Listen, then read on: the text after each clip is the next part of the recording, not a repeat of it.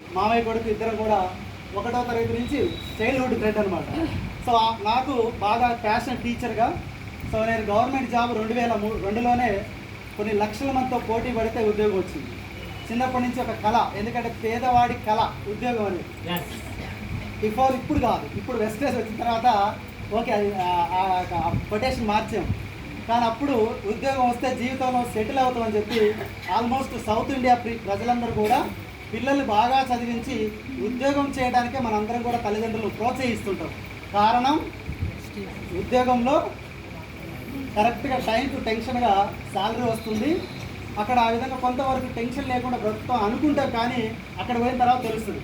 So ఆ విధంగా 23 సంవత్సరాల క్రితం జాబ్ వచ్చింది. ఒకటిగా ఉన్న వ్యక్తిని తర్వాత మ్యారేజ్ చేసుకున్నా, 2 పిల్లలు అయినరు. లైఫ్ చేంజ్ అవుతుందని చెప్పి ఒక 6,700 నుంచి స్టార్ట్ అయింది నా లైఫ్.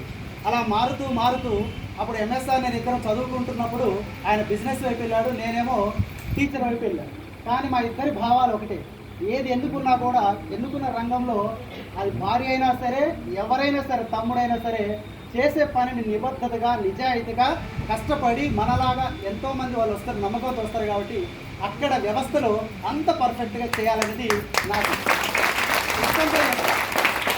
ఆ విధంగానే మా మిస్సెస్ని 10 సంవత్సరాల్లో ఒక మిగతా లేడీస్ టీచర్స్ ఎట్లా ఉన్నారో ఆమెను అలానే చూసా, కానీ మా మిస్సెస్ మాత్రం 1 మినిట్ కూడా ఎగ్జామ్స్ ఇచ్చాను. కారణం మీలాంటి ఎంతోమంది పేరెంట్స్ మా మీద నమ్మకంతో అక్కడ పంపిస్తారు. కాబట్టి వాళ్ళకి సరైనటువంటి ఎడ్యుకేషన్ విలువలు అన్నీ నేర్పించాలి. కాబట్టి వీళ్ళు కరెక్ట్గా ఉంటేనే వీళ్ళు లేట్గా వస్తే వాళ్ళకి ఏం డిసిప్లిన్ నేర్పిస్తుంది చెప్పండి, నిజమా కదా? సో టీచర్లు మేము కరెక్ట్గా ఉండాలని చెప్పి ఆ రోజు మేము నిర్ణయం తీసుకొని, సో ఆ విధంగా 23 సంవత్సరాల్లో 23 ఏళ్ళు చదువుకున్నా, 23 ఏళ్ళు గవర్నమెంట్ జాబ్ చేశాను. సో ఆ విధంగా టీచర్ నుంచి ప్రిన్సిపాల్ స్థాయి దాకా ఎదిగాను. కానీ నా దగ్గర చదువుకున్న పిల్లలు ఎంఆర్ఓలు, డాక్టర్లు, ఇంజనీర్లు అవుతుండ్రు. నాకు మాత్రం పేరు ఉంది ఓకే, బట్ ఆదాయపరంగా మాత్రం నేను చాలా లిమిటెడ్ శాలరీస్తో ఉంటాను. మీలాంటి ఎవరైనా దోస్తు హాస్పిటల్లో ఉంటే ఒక 2 లక్షల రూపాయలు సుబ్బారావు నీ దగ్గర జాబ్ ఉంది కదా ఇవ్వమని అంటే ఇవ్వాలని గుండె నిండా ప్రేమ ఉన్నా నా దగ్గర మాత్రం డబ్బులు మాత్రం మిగిలేదు కాదు. నా ఒక్కడిదైనా ఆల్మోస్ట్ ఉద్యోగాలు చేసే పరిస్థితి. ఇప్పుడు ధనలక్ష్మి వాళ్ళు అడగండి, 4 నుంచి 5 లక్షల దాకా వస్తున్నాయి. ఏ ఎమర్జెన్సీలో కూడా వాళ్ళ దగ్గర మినిమం 1,50,000 ఉంటాయి. కానీ ఉద్యోగస్తుల పరిస్థితి 1,45,000 శాలరీ వస్తున్నా 1వ తారీఖు పడుతుంది, 5వ తారీఖు లేదా 10వ తారీఖు లోపు అయిపోతుంది.